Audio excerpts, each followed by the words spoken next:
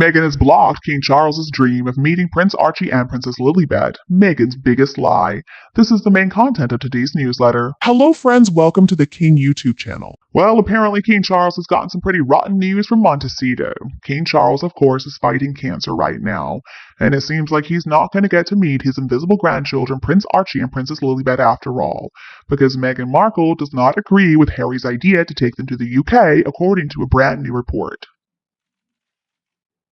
Honestly, it doesn't seem like Harry and Meghan, who walked away from royal life back in 2020 and moved to the US, are ever going to fully return, because apparently Meghan Markle is not such a fan of visiting the UK.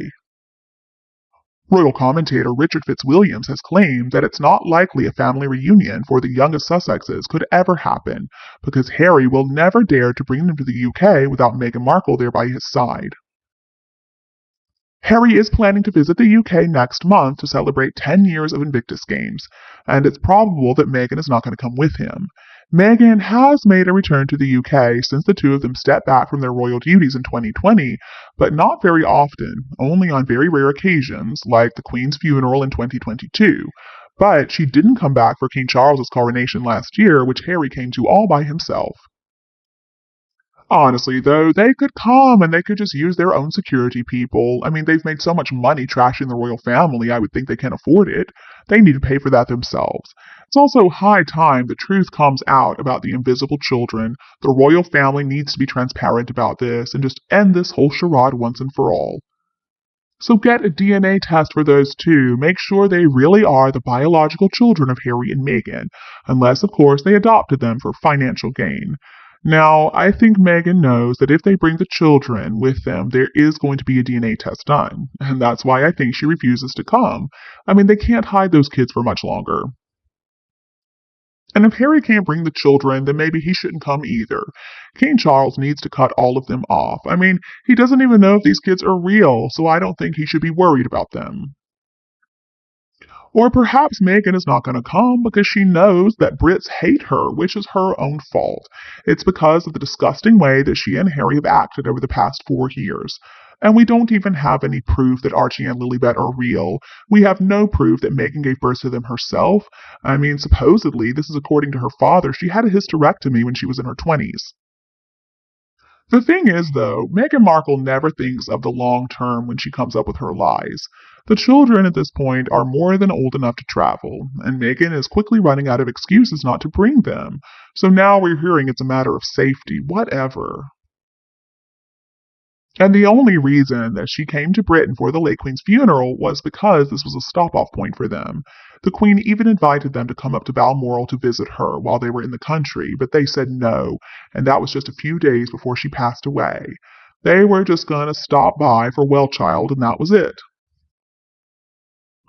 Okay, so now let's talk about what is Meghan Markle's biggest lie so far. If you remember, Piers Morgan accused Meghan of lying in that 2021 Oprah Winfrey interview. At the time, Meghan told Oprah, "I just didn't want to be alive anymore. I went to the institution, and I said that I needed to go somewhere to get help. I was told I couldn't, that it wouldn't be good for the institution." Well, according to Piers, Meghan was absolutely lying. I mean, he still hasn't changed his mind on that. He said, "So what's happened since? This is over 2 years ago. Ever since then, not a single shred of evidence or the name of that person has ever been produced. Prince Harry writes a book of over 400 pages, but never mentions it. Didn't mention the racism claims either. It was like it never happened. None of this makes a bit of sense. Why was Harry not able to get some help for Meghan if she was really so desperate?" The fact is, Harry easily could have gotten her some help. He has claimed that he's got his therapist on speed dial. I mean, I guess he supposedly called them after he had that fight with William. So what? He has access to therapists? Okay, but he couldn't call them for Meghan? It makes no sense. It was not seen as a problem for the firm to have him in therapy, so why would it be such a problem for Meghan? Every time I try to figure out all their lies, it's like a rabbit hole I go down. But unfortunately, I don't get any feeling of relief, no satisfaction.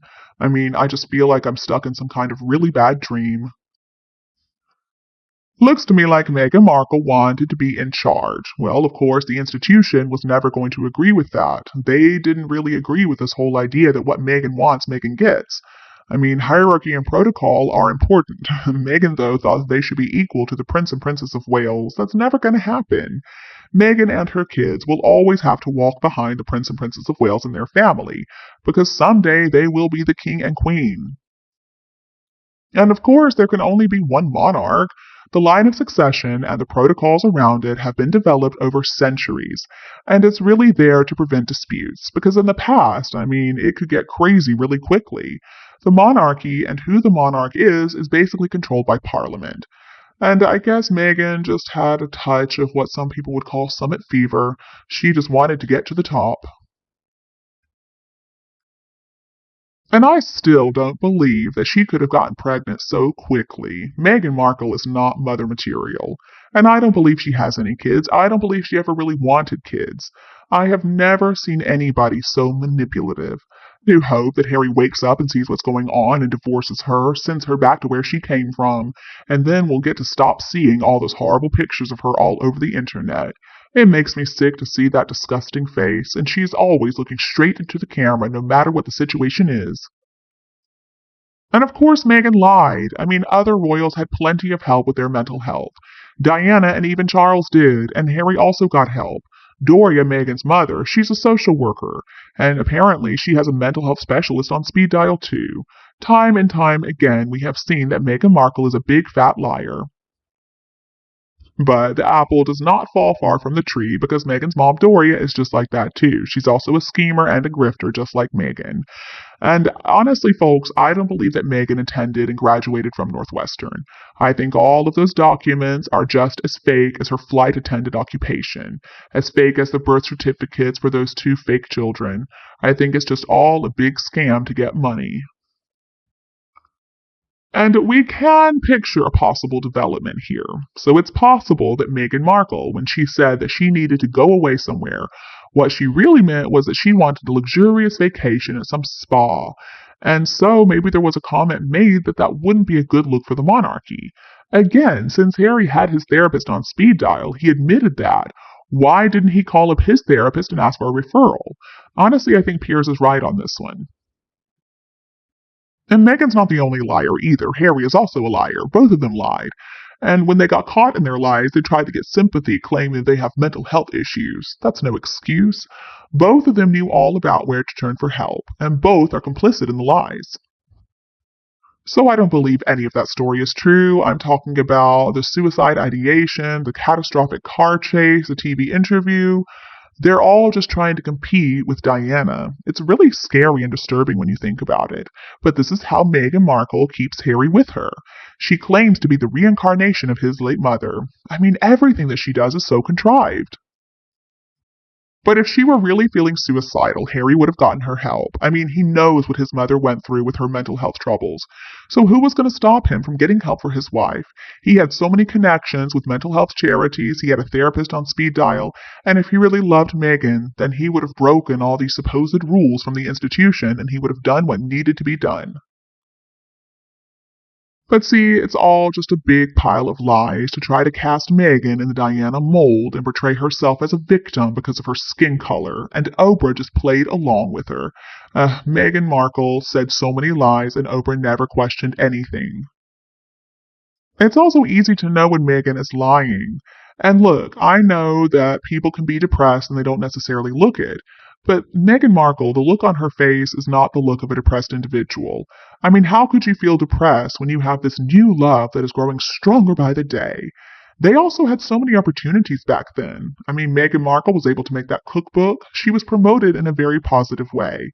In the beginning, her life as a royal was really good, and that's why this story doesn't make sense.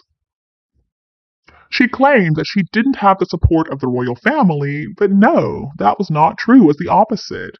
The then Prince Charles walked her down the aisle because she had experienced all those problems with her father, and the Queen even took her on a trip where it was just the two of them. She was privileged.